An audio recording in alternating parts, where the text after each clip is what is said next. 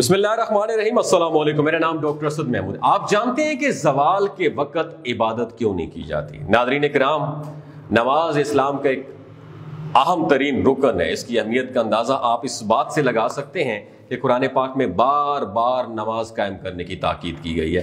हदीस में है कि एक शख्स नबी करीम सल्लल्लाहु अलैहि वसल्लम की खिदमत में हाजिर हुआ और कहा कि फ़लाँ शख्स रात को नमाज पढ़ता है मगर दिन में चोरी करता है। तो नबी करीम सल्लल्लाहु अलैहि वसल्लम ने फरमाया कि उसकी नमाज अनकरीब उसको बुरे काम से रोक देगी।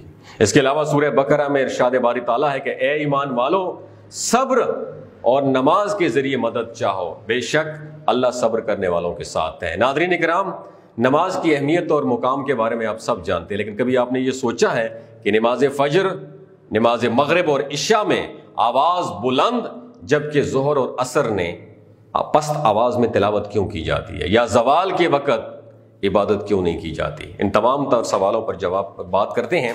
तो ख़ातीन व हज़रात, नमाज फ़र्ज़ होने के बाद जब मुसलमान नमाज पढ़ते और तिलावत किया करते थे तो कुफार उन्हें तंग करने के लिए शोर गोल करते, कभी सीटियाँ बजाया करते थे तो कभी नबी करीम सल्लल्लाहु अलैहि वसल्लम की शान में नाज़ेबा कलिमात कहते थे। इसलिए अल्लाह ने सूरह बनी इसराइल में ऑर्डर पास किया कि और ना अपनी नमाज में जो किरात होती है ना वो बुलंद आवाज़ से करें और ना ही बिल्कुल आहिस्ता पढ़ें, बल्कि दोनों के दरमियान एक दरमियानी रास्ता इख्तियार करें।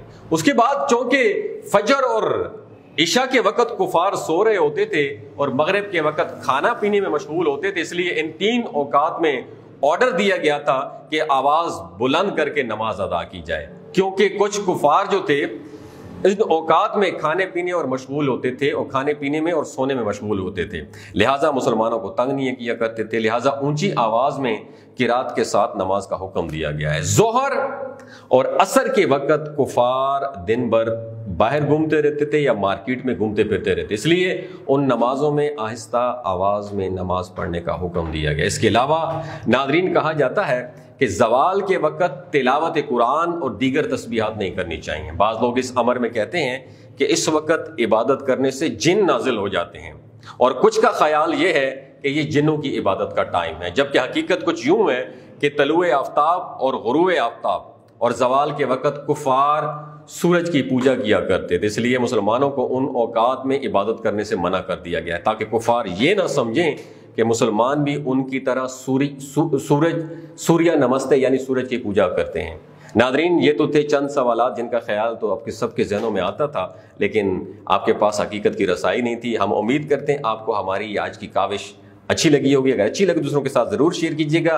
अपना और अपने साथ जुड़े रिश्तों का ख्याल रखिए। अल्लाह हाफ़िज़।